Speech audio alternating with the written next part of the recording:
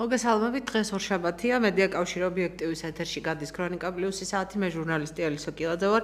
გადაცემის მსვლელობისას ჩვენს მაყურებელს შეუძლიათ დაგვიკავშირდეს მედია კავშირი ობიექტივის ტელეფონის ნომერზე, ასევე ჩაგვერთოს Skype-ის მეშვეობით და საკუთარი მოსაზრებები გაგვაცნოს მიმდინარე პროცესებთან დაკავშირებით. მე და ჩვენი გადაცემის თემებთან დაკავშირებით. გადაცემის დასაწყისში ტრადიციულად მე რამდენიმე წუთს გაზეთის ხვალინდელი თემების ანონსს დავუთმობ.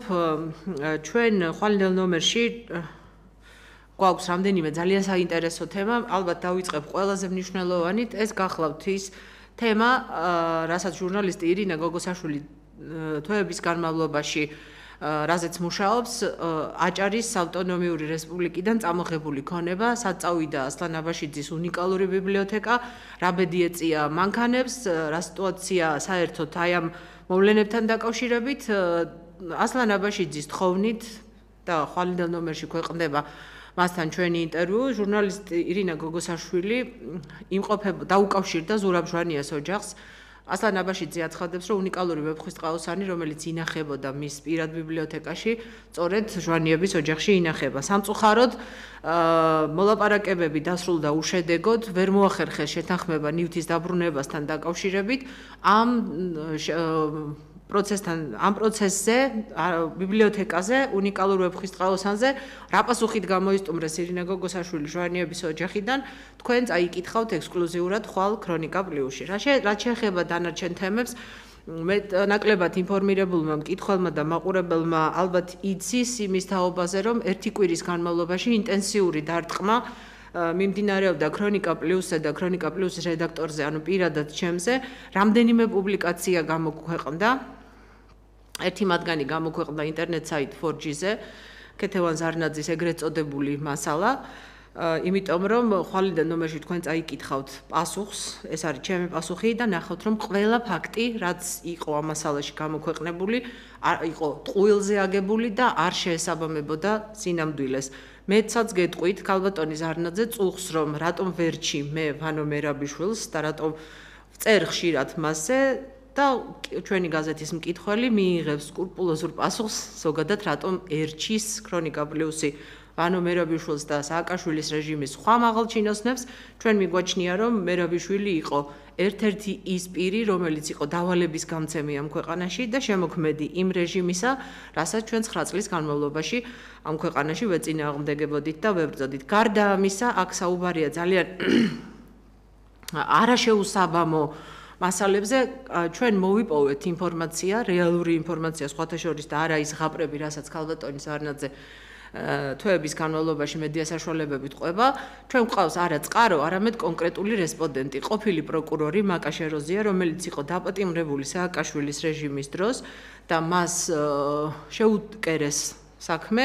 მან რამდენიმე წელი გაატარა საპატიმროში, გვაძლევს ინტერვიუს საპატიმროში გატარებულ წლებზე და ამ ინტერვიუში ის დეტალურად საუბრობს მათ შორის იმაზე, რა როლი ჰქონდა ქალბატონ ზარნაძეს, როგორ თანამშრომლობდა ის ადმინისტრაციასთან, როგორ თანამშრომლობდა ის სოსო თოფურიძესთან, კუდის მაღალ ჩინოსანთან, როგორ ხდებოდა პატიმარი ქალების დაპატიმრება მისი მეშვეობით, ციხის ბუნტის დროს ის იყო ერთ-ერთი მოწმე ბრალდების, რომელმაც 37 ქალს დაადო ხელი და რასაც მოხვა ამ ადამიანებისათვის ბრალის დამძიმება. ამ და სხვა ფაქტებზე ხვალინდელ ქრონიკა პლუსში ჩვენი მკითხველი დეტალურად წაიკითხავს. მე ვწუხარ მხოლოდ იმის გამო, რომ პირადად ვესაუბრე ინტერნეტ საიტ 4G-ს დამფუძნებელს ბატონ გია იაკობაშვილს და ვთხოვე მას, ეს არის ელემენტარული ჟურნალისტური სტანდარტი, რომ სადაც ქვეყნდება მასალა, პასუხის გაცემის საშუალება უნდა მოგეცეს, თუ კი რედაქცია საჭიროდ არ თulis, რომ შენი კომენტარი მასალასთან ერთად გამოაქვეყნოს, რაზეც მე მივიღე კატეგორიული უარი.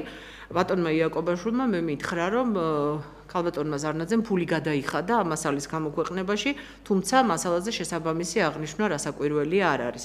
ამიტომ იმდენად რამდენადაც მე არ მომეცა ამის საშუალება, რომ პასუხი გამეცა და ცნობების უარყოფა თუნდაც იქვე მომეხდინა, რომ შემდგომ მკითხველს გამოეკტანა დასკვნები, ვინ უფრო რომელი მხარის ნათქვამი იყო უფრო მეტი სიმართლე.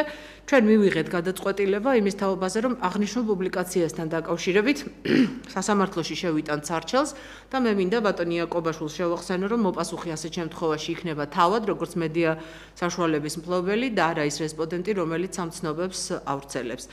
საერთოდ პირადად ჩემი პოზიცია გახლავთ ის და მე არაერთგზის საჯაროდ გამომიხატავს ეს პოზიცია, რომ ქრონიკა პლუსი კოლეგიალურია ყველა მედია საშუალების მისამართით და არასოდეს არ ბეჭდავს იმ მასალებს, რომელიც სხვა მედია საშუალებებში გამოქვეყნებული მასალების ან უარყოფაა, ან მასზე პასუხის გაცემა. მე ვფიქრობ, რომ ეს არის სტანდარტი, რომელიც უნდა იქნას დაცული. სამწუხაროდ ეს სტანდარტი ასევე არ იქნა დაცული ქრონიკა პლუსის მისამართით გაზეთ საქართველოს რესპუბლიკაში, სადაც როგორც გვაუწყებენ ჩვენი კოლეგები საქართველოს რესპუბლიკიდან, მათთან მივიდა აღშფოთებული მოქალაქე ქრონიკა პლუსის ბოლო ნომერში გამოქვეყნებული მასალის გამო, ეს იყო პრემიერის და მისი ცოლის ნათესავების ნაციონალური ოცნება, სადაც საუბარი იყო დეტალურად, სად ვინ დაინიშნა და ნაციონალური მოძრაობის რომელი კლანიდან ახალი ხელისუფლების პირობებში თანამდებობებზე, ამ მასალით აღშფოთებული მკითხველი თურმე გვერდი აუარა ყველა რეიტინგულ და მეტნაკლებად ცნობილ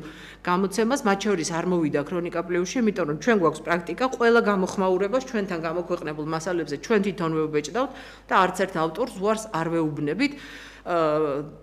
მიაგნო ამ აღშფოთებულმა ინკოგნიტო მკითხველმა საქართველოს რესპუბლიკას, როგორც რედაქციის მინაწერშია ნათქვამი, მიუხედავად მათი მცდელობისა, მან ვერ გაბედა და არ ისურვა ჩემთან საჯარო დაპირისპირება, რაც ჩემთვის ასევე გაუგებარია, იმიტომ რომ მე ყველაფერს წერ ჩემი სახელი და გვარით და არასოდეს არ მჭირდება რაღაც მოხმობა ინკოგნიტო რესპონდენტების.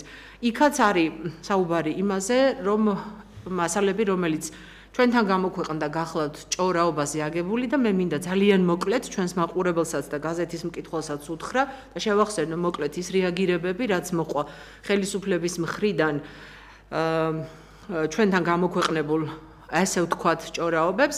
პირველი ის, რომ თანამდებობიდან გათავისუფლდა ზვია ჯანყარაშვილი, როცა ის იყო გენერალური ინსპექციის უფროსის შინაგან საქმეთა სამინისტროში, ჩვენთან გამოქვეყნებული მასალის გამო, ჯოინის კლინიკაში მომხდარი ინციდენტი მოგხდელობაში დილით გამოვიდა გაზეთზე 4 საათზე მან თანამდებობიდან გადადგომის განცხადება დაწერა, ისევე როგორც საკადრო ცვლილებები მოყვა იმ მასალებს, რომელიც ეხებოდა ტენდერებს და იმ მასალებს, რომელიც ეხებოდა ჯანყარაშვილის ბიზნეს წილებს. ამ შემთხვევაში მეორედ გაათავისუფლეს ის და ამჯერად უკვე პარტიის აღმასრულებელი მდივნის პოსტიდან, ისევე როგორც ხმაურიანი გადადგომები იყო ინფრასტრუქტურის სამინისტროში თანამდებობიდან გადადგა გიორგი კოპაძე, რომელიც სხვათა შორის ნაციონალური მოძრაობის კადრი იყო და სწორედ ნატახტარიდან მოხდა ნატახტარის აღმასრულებელი დირექტორის პოსტიდან მოხდა ოცნების მთავრობაში, ისევე როგორც რეაგირება უსწრაფესი იყო გაზეთ ასავალ-დასავალისა და ქრონიკა პლუსის ერთობლივ პუბლიკაციაზე, რომელიც ეხებოდა სოფელ ვაზისუბნის მოსახლეობისათვის საძოვრების ჩამორთმევის და ტიბისი ბანკისათვის მიყიდის ფაქტს.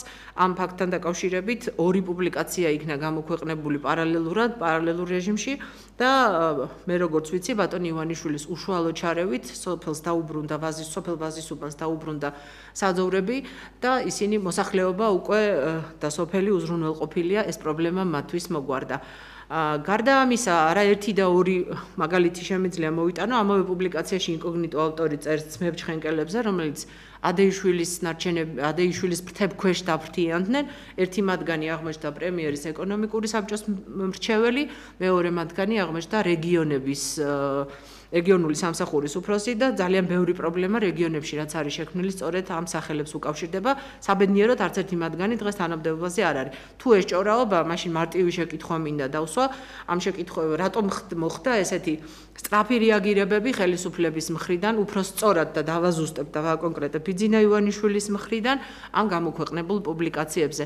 ასევე რატომღაც ფიქრობენ, რომ აუცილებლად უნდა გაახსენონ საზოგადოებას 2 წლის წინანდელი გამონათქვამები, როცა ბატონი ივანიშვილი ალბათ ვერც კი წარმოიდგენდა, რომ მისი თანამებრძოლები მას რბილად რომ თქვათ ღალატობდნენ და მოყავთ ხოლმე ის ციტატები, რომელსაც ბატონი ბიძინა ჩვენი მისამართით პრესკონფერენციებზე იმეორებდა ხშირად, მაშინაც ვამბობდი და გამართლდა ეს, რომ დადგება დრო, როცა ის რეალურად გაერკვევა სიტუაციაში და იქნება შესაბამისი გადაწყვეტილებები მიღებული. რასაკვირველია, ეს გადაწყვეტილებები მიღებულია დღეს არც ლაშა ნაცვლიშვილი, არც გია ხუხაშვილი პოლიტიკურ არენაზე ივანიშვილის მხარეს ოცნებაში უკვე აღარ არიან. ამიტომ ამ ადამიანებს, რომლებიც ივანიშვილის ციტირებით ცდილობენ რაღაც გარკვეული დისონანსი შემოიტანონ, შევახსენებ, რომ გაცილებით უკეთესია ივანიშვილის ციტირება, ბოლო პერიოდის ციტირება, როცა მან იმედზე ძალიან კაფიოდ თქვა, რომ ღარიბაშვილის პრობლემა არის მისი ნათესავები და დაცვა და მას ის ამ გამოწვევების წინაშე დგას, ისევე როგორც რომან ჩხენკელზე თქვა, რომ მან ამდენჯერმე გააფრთხილა პრემიერი ღარიბაშვილი ამასთან დაკავშირებით, რომ არ გამოადგებოდა პიროვნება, რომელიც იყო ნაციონალური მოძრაობის გუნდის წევრი, რომელიც უშუალოდ მონაწილეობდა ქართულ ბანკის გაკოტრების საქმეში. ეს არის დეტალები, მცირე ამონარიდები იმ მასალებიდან, რომელსაც ჩვენ ხვალ ვაქვეყნებთ, უფრო დეტალურად ამ მასალებს თქვენ გაეცნობით ხვალინდელ ქრონიკა პლუსის ნომერში. რაც შეეხება სხვა დანარჩენ მასალებს, ქვეყნდება ასევე ექსპერტ მამუკა არიშიძის ძალიან საინტერესო ინტერვიუ მიმდინარე პროცესებთან დაკავშირებით. მამუკა ნოზაძის ინტერვიუ თუ როგორ ძნელია ქვეყანაში ვიპოვოთ სამართალი, დათო დევიძის ექსკლუზიური მასალა იმ კომპანიების სია, სადაც ხდებოდა ფულის გათეთრება და როგორ გადმოიბარა ეს ახალმა ხელისუფლებამ წინა ხელისუფლებისაგან. ეს არის ის თემები, რომელზეც მე მოკლედ გესაუბრეთ დღეს.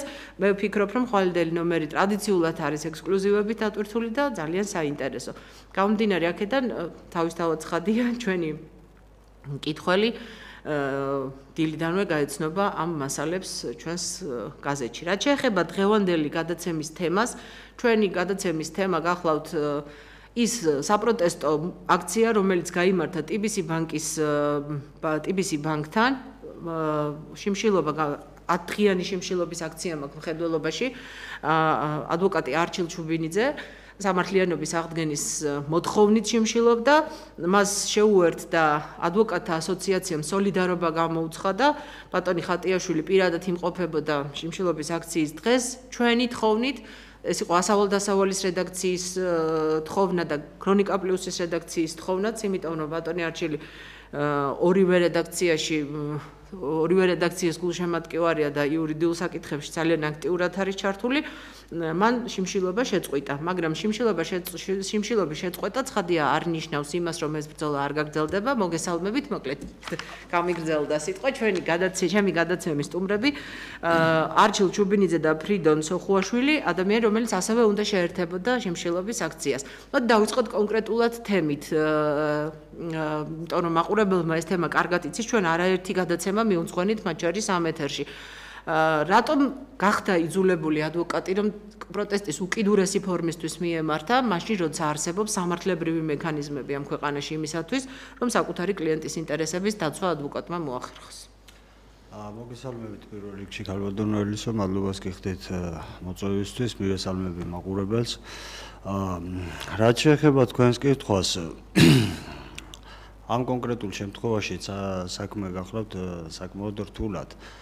ჯერ კიდევ 2006 წლიდან აღიძრა სისხლის სამართლის საქმე ცეკავშირის შენობის, რომელიც მდებარეობდა თავისუფლების მოედანზე, უკანონო მითვისების ფაქტზე. მინდა მოგახსენოთ, რომ თქვენს გაზეთში წინა ნომრებში გამოქვეყნდა სრული დანაშაულებრივი სქემა, თუ რა მანიპულაციებით მოხდა აღნიშნული შენობის მითვისება, ამაზე ჩვენ პირადად ჩემს მიერ იქნა მოკვლეული სრული მტკიცებულებები და მასალები, წარუდგინებ ეს გამოძიებას. გამოძიების მიერ დაკითხულია უამრავი მოწმე, რამდენიმე ათეული მოწმე და საქმის მასალებით აშკარად იკვეთება მამუკა ხაზარაძის, იმერეთის ყოფილი გუბერნატორის დავით მუმლაძის, TBC ბანკის და დაახლოებით 10-15 პირის ბრალეული ქმედება. პრაქტიკულად გამოძიება ამოწურულია, მაგრამ დღემდე ვერ მოახერხეთ ვერანაირი სამართლებრივი მექანიზმით, რომ გამოძიებას დაეკითხა მამუკა ხაზარაძე და შესაბამისი პირებისათვის ბრალი წარედგინა და მიეცა შესაბამის პასუხისგებაში. ჩვენ არაერთხელ მივმართეთ ფინანსთა სამინისტროს საგამოძიებო სამსახურს, საქართველოს მთავარ პროკურორს, პრემიერ-მინისტრს, რომელიც უშუალო დაქვემდებარებაშიც იმყოფება მთავარი პროკურატურა. ერთი და იგივე პასუხი გვესმის სულ, მიმდინარეობს გამოძიება.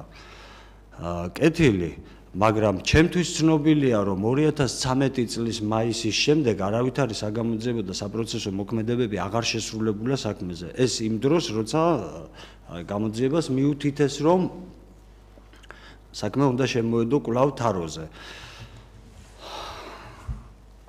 საქმე იმაში გახლავთ, რომ საპროტესტო აქცია არ იყო ეს ჩემი იდეა, ჩემმა მარწმუნებელმა ეკავშირის მეპაიებმა გადაწყვიტეს მათი ადვოკატისთვის ხელის შეწყობის მიზნით თვითონ დაეწყოთ შიმშილობა და ამით დახმარებოდნენ თავის ადვოკატს. წარმოგიდგენიათ, ჩვენ რა ქვეყანაში ვცხოვრობ და რა სამართლებრივ გარემო გვაქვს, რომ კლიენტი იცავს ადვოკატის ინტერესებს იმგვარად, რომ გადაწყვიტეს გამოეცხადებინათ შიმშილობა და ამით იქნებ რაიმე ფორმით მიექციათ ყურადღება, რომ საქმე დაძრულიყო. ნუ რასაკვირველია ამ შიმშილობის აქციას მე თვითონ როგორც ადვოკატი შევუერთდი და შემდგომში მივიღეთ გადაწყვეტილება ჩემი თხოვნით და ჩემი დაჟინებული მოთხოვნით ეკავშირის მეპაიებმა შეწყვიტეს შიმშილობა და განვაგრძე იგი მე. თუმცა ამავე დროს იყო პარალელურად ამ პროცესების პარალელურად, როცა მიდიოდა მსგავსი მასალების გამოქვეყნება, TBC ბანკისა და ასავალ-დასავალის ხმაურიანი სასამართლო პროცესი, სადაც TBC ბანკი ასავალ-დასავალისგან ითხოვდა 160,000 ლარის დაკისრებას.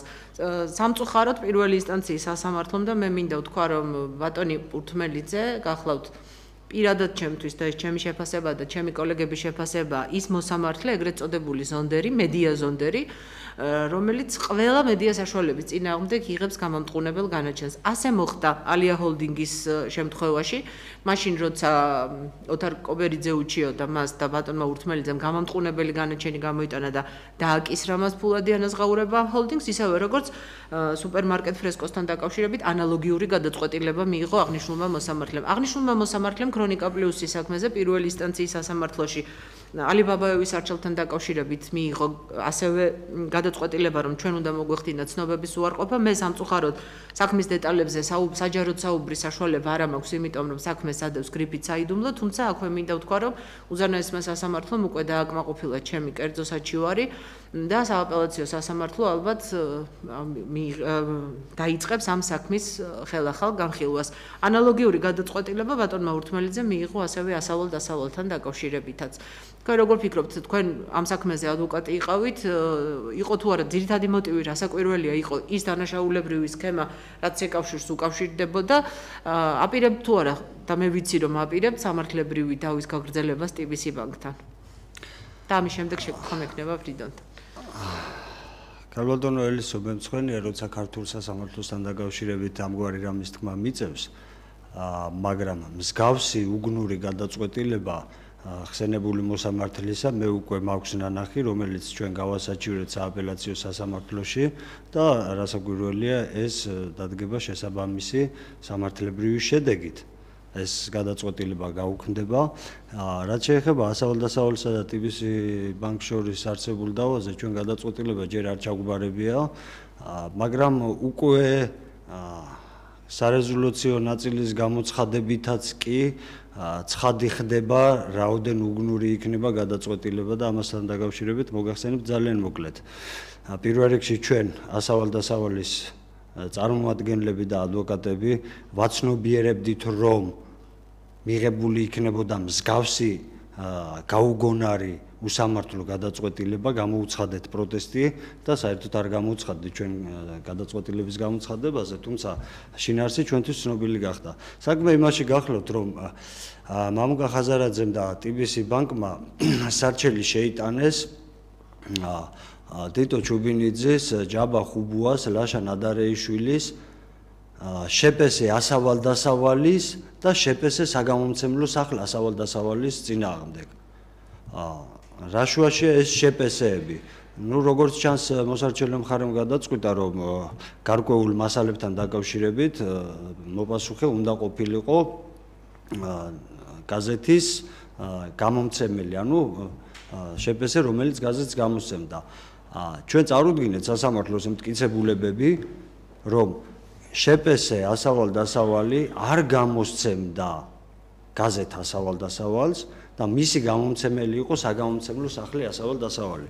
მიუხედავად ამ მტკიცებულებებისა, მოსამართლემ არ ვიცი რითი ხელმძღვანელა, მაგრამ ორივე შეპესეს დაავალა გავრცელებული ცნობების უარყოფა. ანუ შეპესეს, რომელსაც შეხება არ აქვს გაზეთთან, შეხება არ აქვს დიტო ჩუბინიძესთან, ჯაბა ხუბუასთან და საერთოდ გავრცელებულ მასალებთან, დაავალა გარკვეული მოქმედების შესრულება. ეს უკვე ცალსახად ნათელია ჩვენ რასთან გვაქვს საქმე. ანალოგიური ნონსენსი იყო ჩვენ საქმესთან დაკავშირებითაც, მაგრამ გრიფის გამო მე რასაკვირველია ამ დეტალებზე ვერ საუბრობ. ფრიდონთან გადავალ შეკითხვით და მე ისევ დაუბრუნდებით ზეკავშირის თემას და პროტესტის ფორმების გაგრძელებას. ადვოკატთა ასოციაციამ ცალსახა მხარდაჭერა გამოუცხა და ადვოკატს თქვენ ადიყავით შეერთებოდით შიმშილობის აქციას თუ კი ეს აქცია შეწყვეტილი არ იქნება და რამდენადაც მე ვიცი ადვოკატთა ასოციაციის კოლეგიაზე იყო მსჯელობა იმასთან დაკავშირებით როგორ უნდა გაგრძელდეს ადვოკატების პროტესტი ქვეყანაში მიმდინარე პროცესების ფონზე, როცა უფრო და უფრო ჭირს სამართალდამცავ ორგანოებში, სასამართლოებში კლიენტების ინტერესების დაცვა. მოგესალმებით, დიდი მადლობა მოწვევისათვის, მივესალმები ტელემაყურებელს.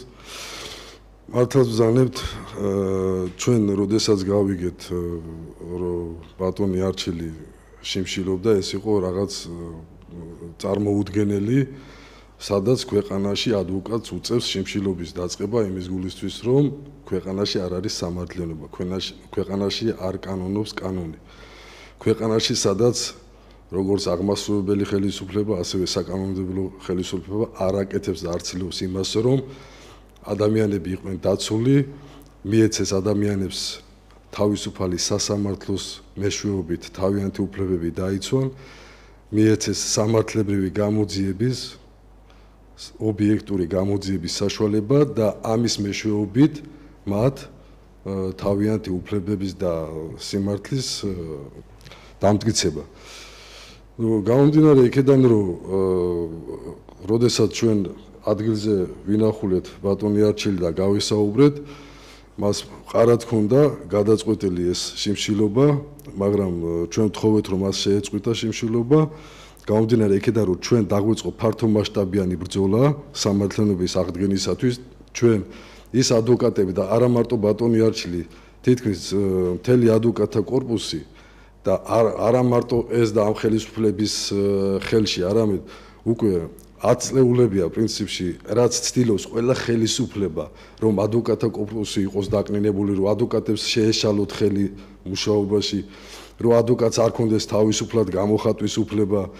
აი ეს ყველაფერი მიმდინარეობს უკვე წლების მანძილზე და ამიტომ ჩვენ მივიჩნიეთ, რომ ბატონი ზაზას ხელმძღვანელობით მისი თაოსნობით და თქვენ კარგად იცით და საზოგადოებამ იცის, მაყურებელმა იცის თუ რამდენი წლებია უკვე ბატონი ზაზა ბრძოლობს ამ ყველაფრისთვის. ის 1 და 2 წელი არ არის, ეს წლებია, რაც მიმდინარეობს ადვოკატთა კორპუსის და ადვოკატების დაცვის სამსახურში ეს ყოველთვის. ამიტომ ჩვენ გადავწყვიტეთ და მივიღეთ გადაწყვეტილება, რომ შევქმნათ მოძრაობა ჩვენი ადვოკატის კორპუსის შიგნით. დავიწყოთ ადვოკატებმა და მე მჯერა, რომ ჩვენ ბევრჯერ ვაჩვენეთ და ბევრი ადვოკატია იცით თქვენ, რომ თავისი ბრძოლით და სამართლიანობის გზაზე მიაღწიეს კიდევაც ბევრ წარმატებას და ბევრჯერ აიძულეს ხოლმე ხელისუფლება გარკვეულ ამა თუ იმ საკითხებზე გადაწყვეტილება შეეცვალა და სამართლიანობას ეზეიმა. ამიტომ მიგვაჩნია სწორად ეს ჩვენი გადაწყვეტილება, ჩვენ პირდებით საზოგადოებას, რომ ჩვენ ადვოკატები დავიწყებთ ამ ბრძოლას და ვჯერა, რომ ამ ბრძოლაში გავიმარჯვეთ და ხელისუფლებას ვაიძულებთ და პირველ რიგში ვაიძულებთ რომ პროკურატურა განთავისუფლდეს და რა იქნება მოთხოვნები კონკრეტულად? რა თქმა უნდა, მოთხოვნები იქნება, რომ კიდევ ერთხელ ვამბობ, რომ პირველ რიგში მოთხოვნები იქნება, რომ პროკურატურა გახდეს დამოუკიდებელი სტრუქტურა და პროკურორი, მთავარი პროკურორი არ იყოს ერთი პიროვნების მართვის ქვეშ და ერთი პიროვნების გადაწყვეტილებაზე ის დაინიშნება თუ არ დაინიშნება, თქვენ მოისმინეთ ამის წინ, რომ მისი მოწოდებიდან და საჯარო განცხადებიდან გამომდინარე რაღაც 1 საათში დაიწყოს ის სამართლის გამოძიება და პიროვნების მიმართ დევნა, ეხლა ეს რამდენად სამართლიანი ეს მეორე საკითხია, მაგრამ ის რომ ერთ ადამიანზე იყოს ეს ყველაფერი გადასაწყვეტი და იმის ჭკუაზე და იმის დაკრულზე თავარმა პროკურორმა და მთელმა სისტემამ იმოქმედებს, ეს არ უნდა იყოს სამართლებრივ ქვეყანაში და სამართლებრივ სახელმწიფოში. ჩვენ მივესალმებით და დიდი იმედი გვაქვს, რომ ქალბატონი ნინო გვენეტაძის კანდიდატურაზე სასამართლოს რო გახდება ნამდვილად დამოუკიდებელი და გატარდება ის შესაბამისი რეფორმები, თქვენ ალბათ შემდგომში ამას განვაცოთ და ალბათ ისაუბრებთ ამ თემებზეც.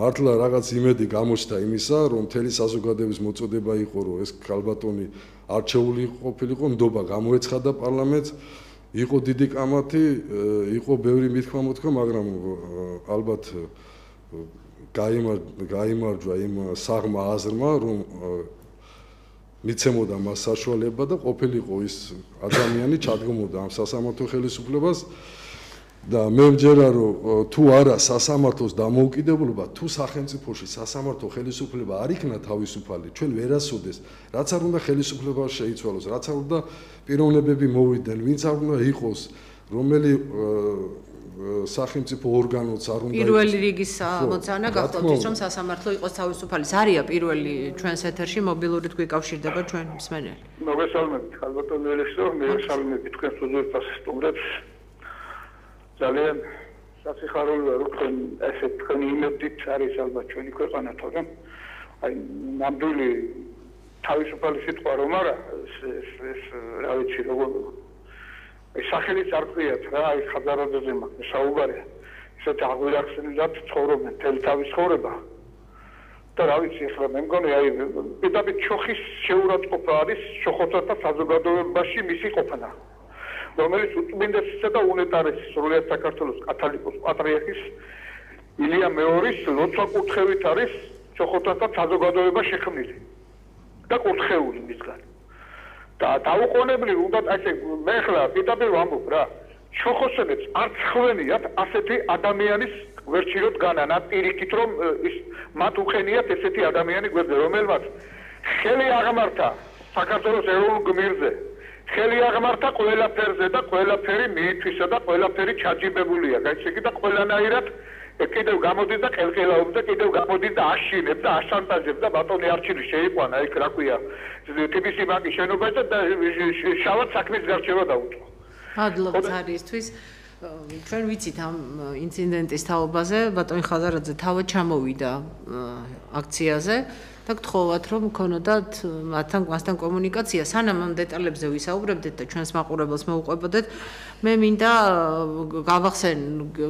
გაგახსენოთ თქვენ 2015 წლის 15 იანვრის განკარგულება პრემიერ-მინისტრ ღარიბაშვილის, რომლითაც ცვლილებები შედის მიხეილ სააკაშვილის მიერ გამოცემულ შესაბამის დადგენილებაში, სადაც ბატონ ხაზარაძეს გადაეცა ჭაბურღილები 9 მილიონი ლარის სანაცვლოდ, ანუ ლიცენზია გაუფართოვდა მას გარკვეულწილად. თუმცა ჩვენ ვიცით, რომ არსებობდნენ ინვესტორები, რომლებიც იხდიდნენ გაცილებით უფრო დიდ თანხას, აქ საუბარი იყო $20 მილიონ, $50 მილიონ და ასე შემდეგ.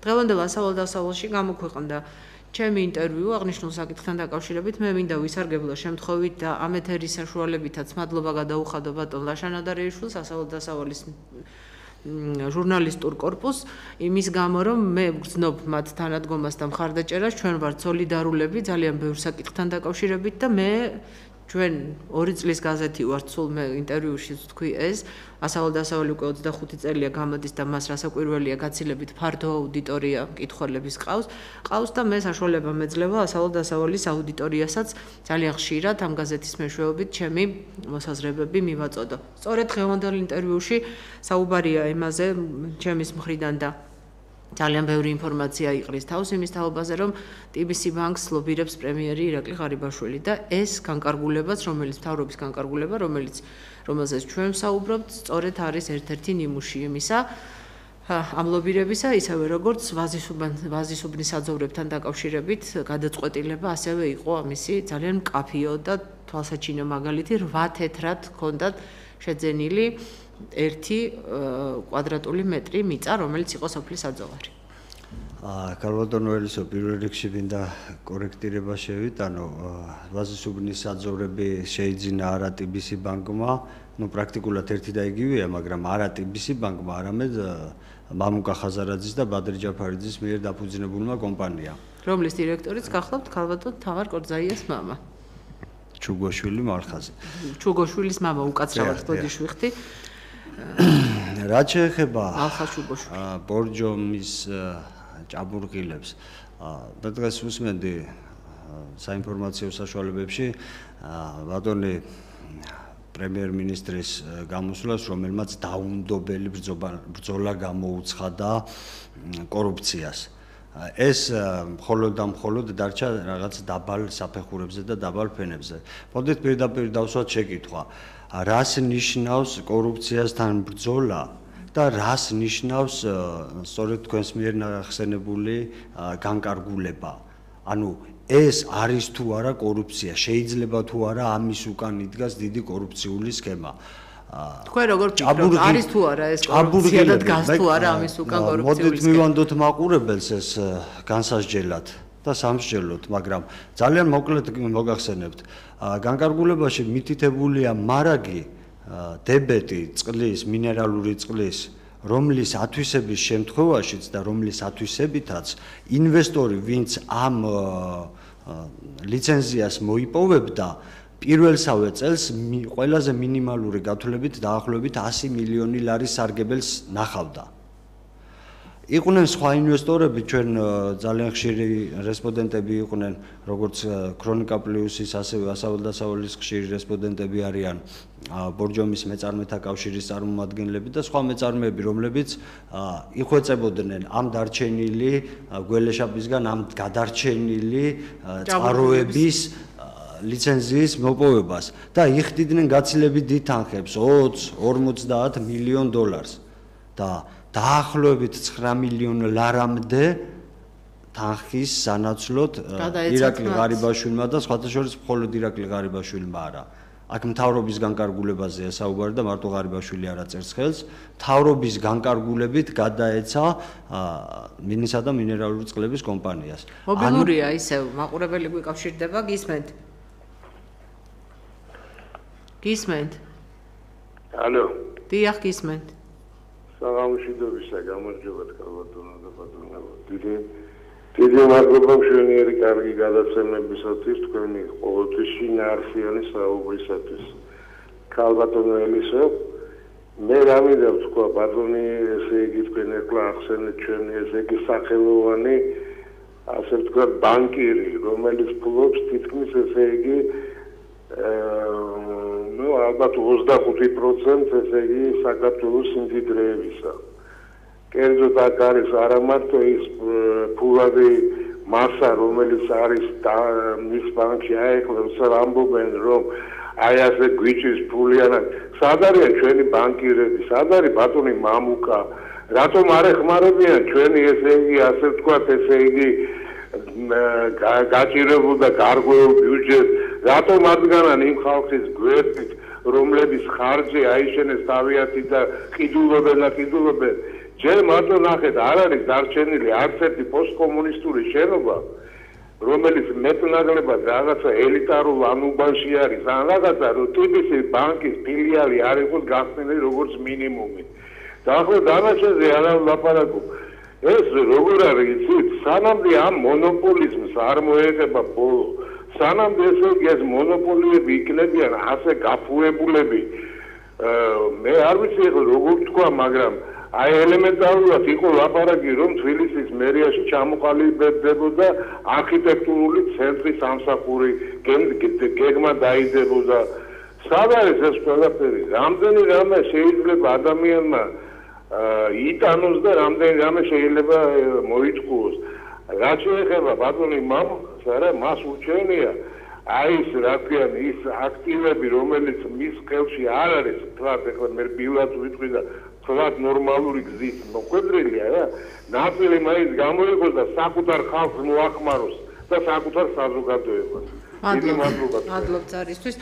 თვითონთან გავაგრძელებ თუ შეიძლება, როგორ აპირებთ ამ მოძრაობის განვითარებას და რა ხერხებს მიმართავთ ადვოკატთა ასოციაციაში შექმნილი ახალი მოძრაობის დამფუძნებლები იმისათვის, რომ შედეგი, რასაც თქვენ თვლით, რომ პროკურატურა უნდა იქნას გაწმენდილი, უნდა იქნას კვალიფიციური კადრებით დაკომპლექტებული და გამოძიებები სწრაფად უნდა წავიდეს, აი ფორმა მითხარით პროტესტის, როგორი იქნება და გეგმა, რომელი გეგმის მიხედვითაც შეეცდებით, რომ ეს შედეგი მიიღოთ.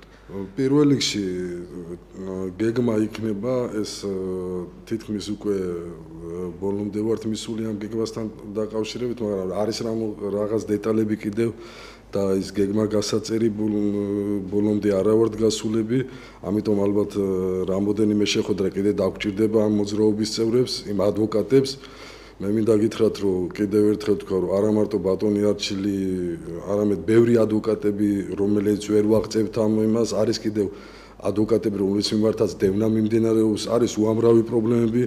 ამიტომ პირველ რიგში ალბათ გავმართავთ ისე, ალბათ კი არა, გავმართავთ აქციებს, ვაპირებთ აქციების გამართვას პროკურატურის წინ გარკვეული მოთხოვნებით, გარკვეული და პირველ რიგში იმითი, რომ აუცილებლად უნდა წავიდეს მთავარი პროკურორი, უნდა დატოვოს პროკურატურაში ყველა იმ პირმა თანამდებობა, რომლებიც აი წინა რეჟიმის გადმონაშთებით და დღესაც აგრძელებენ იგივე რეჟიმში და იგივე მიმართულებით და რო გრძელდება ისე ადვოკატების შეურაცხყოფა, ადვოკატების მიმართ ზეწოლები, ასევე მოქალაქეების მიმართ და ფაქტიურად ამდენი დაზარალებული ხალხი, რომელიც მიმართავს არა მარტო ქონების დაბრუნებასთან და მიმართებაში, არამედ სამართლიანობას აღდგენას მე გულისხმობ კიდევ ის ადამიანები, რომლით მიმართაც დააყენეს უდანაშაულო ხალხის მიმართ გამამტყუნებელი განაჩენები წლების მანძილზე იჯდნენ ციხეებში. და ეს ყველაფერი აი ამ თლიანობაზე გამორიცხულია ახლა, რომ იგივე პროკურორებმა გამოიძიონ იგივე ის საქმეები, ფაქტობრივად რომლებიც თავიანთი ბრალეულობით ეს ადამიანები მოხდნენ ციხეში. მინდა ჩემ კოლეგას შევახსენო, რომ ჩვენ ერთადერთი კორპუსი ვიყავით, ადვოკატთა კორპუსი, რომელმაც სააკაშვილის რეჟიმის დროს არ ავირჩიეთ ნაციონალი და არ ყავდა ნაციონალი ხელმძღვანელი. მიუხედავად ძალიან ბევრი მცდელობისა და ხალხის შემოთავაზებისა და ასე შემდეგ. რა თქმა უნდა, სხვათა შორის სიმბოლურია, მაგრამ დღეს მამუკა ხაზარაძის ადვოკატია ქალბატონი ქეთი გვარცხავა, რომელიც ადეიშვილის ხელდასმით ცდილობდა, რომ ადვოკატთა ასოციაციის თავმჯდომარე გამხდარიყო. იყო ადვოკატებზე განხორციელებული ზეწოლები, მოთხოვნები, მოგვთამები, რომ რამენაირად გასულიყო ის და არა ზაზა ხატიაშვილი, მაგრამ ჩვენი ბრძოლის შედეგად მოახერხეთ და ერთადერთი არანაციონალი ასოციაციის თავმჯდომარე ყავდა ჩვენ. გარდა ამისა, სწორედ ადვოკატები ვიყავით, როდესაც ერთ-ერთ გარკვეულ კონკრეტულ მოთხოვნებთან დაკავშირებით ჩვენ მოგვიწია საპროტესტო აქციის ერთ-ერთი გამოხატვის ერთ-ერთი ფორმა, ბოიკოტი გამოუცხადეთ სასამართლოებს და გარკვეული პერიოდის განმავლობაში არ შევდიოდით პროცესებზე. ერთ-ერთი პირველი, ვინც ადმინისტრაციული წესით დააჯარიმა სასამართლომ პროცესზე გამოუცხადებულობის გამო მე გახდით, მაგრამ ეს არაუშავს. ამგვარი ფორმით გაგრძელდება კიდევ პროტესტი, არა მარტო შესაძლებელია ჩვენ რა თქმა უნდა ახალ უზენაეს სასამართლოს თავმჯდომარეს არ დავაყენებთ ეჭქვეშ მის რეპუტაციას და მის საქმიანობას, მაგრამ რჩებიან ურთმელიძეები და ასე შემდეგ, მგელიაშვილები და ასე შემდეგ მოსამართლეები რჩებიან და ჩვენ ვიმართავთ ზომებს. ასევე პროკურატურის წინააღმდეგაც ვიმართავთ. არ შეიძლება სადამსჯელო ორგანოს კეზერაშვილის ორგანოს, კეზერაშვილის ბუდეში გამოზრდილი კადრები დღეს ყავდეს მთავარ პროკურატურის წამყვან კადრებად, მთავარი პროკურორიდან დაწყებული, ყველა მოადგილით დამთავრებული თითქმის. კიდევ ერთი მინდა გავავრცო ქალბატონ ელისო, რომ აქ ჩვენი მოქმედება მარტო საპროტესტო აქციებში, გამოსვლებში, მოთხოვნებში ჩვენ გვექნება ასევე რეკომენდაციები, ასევე ჩვენ მუშაობთ იმ კუთხითაც, თუ რა მექანიზმები უნდა შემუშავდეს, რა საკანონმდებლო პაკეტები უნდა მომზადდეს, თუ რითი შეიძლება და როგორ შეიძლება აი ამდენი დაზარალებული მოქალაქის ასეთი მასშტაბის ადამიანებს, რომლების უფლებების დარღვეულია ქვეყანაში და რომელმაც სამართალი ვერ პოვა, როგორ შეიძლება რა სტრუქტურა უნდა არსებობდეს პროკურატურაში, სასამართლო სისტემამ, როგორ და რა ფორმით უნდა დაიწყოს საქმეების გადასვლა, არის ძალიან დიდი ხარვეზები კანონებში და ამიტომ საჭიროა მასშტაბური მუშაობა და როგორც ბატონმა არჩილმა თქვა, ნამდვილად ვართ ის კორპუსი, რომელი კორპუსიც ვერც ერთმა ხელისუფლებამ ვერ გააჩუმა, ვერ გააჩერა, ვართ ის ადამიანები, რომლებიც ბრძოლობთ და ვიბრძოლებთ, ჩვენ შევძლებთ, ნამდვილად შევძლებთ გარდატეხას პოლიტიკაში და სამართალ სტრუქტურებში, რომ სამართლიანობა აღდგეს, უბრალოდ ეს იქნება შეუჩერებელი და მას ვერავინ ვერ შეაჩერებს და ჩვენ დავიცავთ არა მარტო ჩვენი, არამედ მთელი იმ საზოგადოების და იმ ადამიანების უფლებებს, რომლებიც ვერ აქვს. ამაზე შიმშილობა დაგვჭირდება, ამაზე მობილიზაცია დაგვჭირდება, გაერთიანება დაგვჭირდება, შემოერთება დაგვჭირდება. ჩვენ ყველაფრის ზარი აისავ ეთერში მაყურებელი გვიკავშირდება, გისმენთ. ალო, საღამომშვიდობის. საღამომშვიდობის. მაი თქვენ ადვოკატები გიზით ახლა სტუდიაში და აი ამ გახაზარაძესთან ვინც არის და რაც არის გასაგებია და აუცილებლად სამართლიანობა უნდა დადგეს ამ ქვეყანაში ერთხელ და სამუდამოდ და აი სიმართლე უნდა ითქვას ყველგან და ყოველთვის. ეხლა მე რა ამაწუხებს სამოქალაქო საქმე მქონდა ქობულეთის იმაში ბათუმის სასამართლოში. დიახ. და მოწინააღმდეგე მხარე იყო ესეთი ჭუმბურიძე და ბასკურიძე ადვოკატები, რომლებიც ერთად მუშაობენ და დამიპირისპირეს მამა, საკუთარი მამა. აი ძალადობენ, რასაც ქვია მამაჩემზე. მამაჩემს არ მალაპარაკებენ და ძალიან ცუდად იქცევიან, რასაც ქვია ეს ქალბატონები და აი თუ შემიძლია რომ ხატიაშვილთან დავწერო ამათთან დაკავშირებით რა რომ ესე იქცევიან ეს ქალბატონები. მადლობს. მე მგონი ეთიკის კომისია არსებობს. კი, რა თქმა უნდა, არსებობს ეთიკის კომისია, თუ ადვოკატი პროფესიისთვის შეუსაბამო მოქმედებას ახორციელებს, თავისთავად ცხადია ეთიკის კომისია იმჟელებს ამასთან დაკავშირებით. ბოდის ვიხდი, მე მინდა ტელემოყურებელს და ქალბატონს უთხრა, რომ ეხლა როდესაც ადვოკატი ახორციელებს კლიენტის დაცვას, აქ კლიენტის ინტერესებიდან გამომდინარეობს და გამომდინარე იქიდან, რომ ეხლა მე არავის დაცვას არ ვახორციელებ ამ ეტაპზე და არ ვამბობ იმას, რომ ვინ როგორ და რა მასშტაბ, მაგრამ ის რომ ეხლა ადვოკატმა ამ შემთხვევაში მოპასუხეს ან მოწინააღმდეგე მხარეს რაღაცა ხელშეშლაში ჩაერიოს და არ მისცეს მაგის საშუალება ცოტა უცნაურად მეჩვენება, თამით უმეტეს თუ ოჯახის წევრები არიან. ხოლო ამიტომ ეხლა შესაძლებელი ადვოკატი უბრალოდ თავისი კლიენტის ინტერესს ვერ გაცდება, მის საწინააღმდეგოდ ვერ იმოქმედებს და აქედან გამომდინარე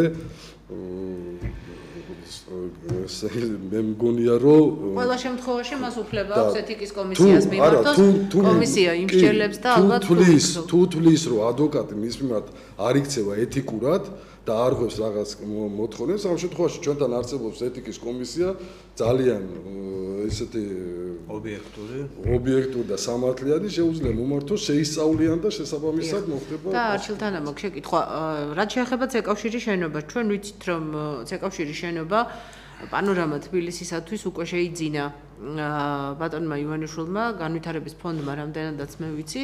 და ასეთ შემთხვევაში მე ჩავწერე თქვენთან ინტერვიუ კომენტარი რომ თქვენ არ ახართ აღმშენებლობის წინააღმდეგი, არ უპირისპირდებით პანორამა თბილის, მაგრამ ითხოვთ იმას რომ გადაიხედოს ეს და სამართლიანობა იქნას აღდგენილი. ისევე როგორც ამდენჯერმე მიმართეთ წერილით, როგორც პრემიერის კანცელარიას, ასევე ბატონ ივანიშვილს, მაგრამ ადრესატამდე როგორც ჩანს თქვენი ეს წერილები ამდენი ხნის განმავლობაში არ მივიდა. დიახ, როგორც კი გაცხადდა პანორამა თბილისის პროექტის შესახებ და იქ ვნახეთ ჩემი კლიენტის ქონება, სადაო ქონება მოყვა ამ პროექტში და მის შეძენას აპირებდა ბატონი ბიძინა ივანიშვილის თანაინვესტირების ფონდი. ჩვენ ორჯერ მივმართეთ თანაინვესტირების ფონდს, რომ ეს შენობა სადაო იყო, აღძრული იყო სისხლის სამართლის საქმე მის უკანონო მითვისებასთან დაკავშირებით და შემდგომი უხერხულობის თავიდან აცილების მიზნით ვთხოვეთ თანაინვესტირების ფონდს, რომ არ შეეძინა გამოძიების დასრულებამდე აღნიშნული სადაო ქონება. თუმცა როგორც ჩანს პირველ პირამდე, ანუ ბატონი ბიძინამდე არ მიაღწია ინფორმაციამ, ან მიაღწია, მაგრამ დამახინჯებული ფორმით, რომ თითქოს არავითარი სისხლის სამართლის საქმე არ არსებობს და ამ შენობის შეძენა შეიძლებოდა სრულყოფილი თავისუფალი იყო ყოველგვარი პრობლემებისგან. სწორედ ეს გახლდათ ჩვენი შიმშილობის ერთ-ერთი მიზეზიც და მიზანიც, რომ ჩვენ გსურდა ბატონ ბიძინასთვის მიგვეწოდებინა რეალური ინფორმაცია, რომ მისმა უახლოესმა გარემოცვამ მოატყუა და შეაჩეჩეს დანაშაულებრივი გზით მოპოვებული ქონება. ჩვენ გვინდოდა რომ ბატონ ბიძინას ქონოდა აღნიშნული ინფორმაცია განსჯისთვის. მაგრამ მოხდა საოცრება და მოხდა საინტერესო ფაქტიც. აი, შეკითხვა რომელიც დაგისვით და მაყურებლის არმა შეგვაწყვეტინა, მამუკა ხაზარაძის და თქვენი კომუნიკაცია საპროტესტო აქციას. საპროტესტო აქციის, ანუ შიმშილობის დაწყებიდან მესამე თუ მეოთხე დღეს მამუკა ხაზარაძე ჩამოვიდა აქციის მონაწილეებთან, ჩემთან, ჩემ მხარდამჭერებთან და მას ახლა გვერდით მისი ადვოკატი ქალბატონი ქეთი, ალბათ ეს არ ვიცი რაში გამოიკვეთება, რა მოქმედება იყო ეს არ ვიცი. ახლა ქალბატონი ქეთი და საკმაოდ ისეთი ტკბილი ენით შეგვიტყვა, იმიტომ რომ როცა მის წინააღმდეგ საპროტესტო აქცია მიმდინარეობს, გარკვეულწილად კომუნიკაცია საჭიროა. შეგვიტყვა შენობაში, რატომ შიმშილობთ, რა არის აქ ასეთი საპრობლემო, მე ახლა ჩამოვედი ჩინეთიდან, თორემ აქამდეც მოვიდოდი, შევედით შენობაში და იქ მოხდა საოცრება. ჩაირთო კამერები, შევედით ერთ-ერთ ოთახში, დაგვხვდა 5-6 მამაკაცი, ალბათ მისი თანამშრომლები და დაცვის წევრები. და არსებითად შეიცვალა ტონი. განსხვავება ის გახლავთ კიდევ რომ იქ ქეთი კვარცხავა აღარ შემოსულა მისი ადვოკატი. ანუ მამუკა ხაზარაძე ადვოკატთან ერთად ჩამოვიდა მოშიმშილე ადვოკატთან სასაუბროდ, მაგრამ როგორც კი შენობაში შევედით, იქ უკვე ქალბატონები აღარ იყვნენ. და რა კონკრეტულად იმიტომ რომ დასასრულისკენ მივდივართ, რა დიალოგი გაიმართა თქვენსა და მამუკა ხაზარაძეს უნდოდა პროვოკაციაზე ჩემი წამოგება უხეშად რომ ვთქვათ და პირდაპირ მითხრა რომ თქვენ აქ რატომ შიმშილობთ, რა გინდათ აქ რო ხართ? ეს შენობა მე მივყიდე ბიძინა ივანიშვილს, მიბრძანდით და მას მოთხოვეთ. ანუ მას ეყო თავხედობა რომ ბიძინასკენ გაეშვირა ხელი. თითქოს დანაშაული აქცია გადაემისამართებინა. რა თქმა უნდა, ჩვენ ამასთან დაკავშირებით პროგნოზს ისედაც ვაკეთებდით მანამდე ბეჭდურ მედიაში, რომ სწორედ ეს მიზანი ჰქონდათ მამუკა ხაზარაძეს და მის მფარველებს, რომ რამენაირად ცეკავშირის აგრესია გადასულიყო ბატონი ბიძინას მისამართით, თუმცა ჩვენ არ შევცდით და არ წამოვეგეთ მის პროვოკაციას. როდესაც მივხვდი რომ მასთან საუბარი აღარ ქონდა, დავამთავრეთ საუბარი, უსიტყვოდ დაუმთავრე საუბარი, ავდექი და წამოსვლისას მომაძახეს, რომ თქვენ თავს დააბრალეთ, რაც ამის შემდეგ გელოდებათ.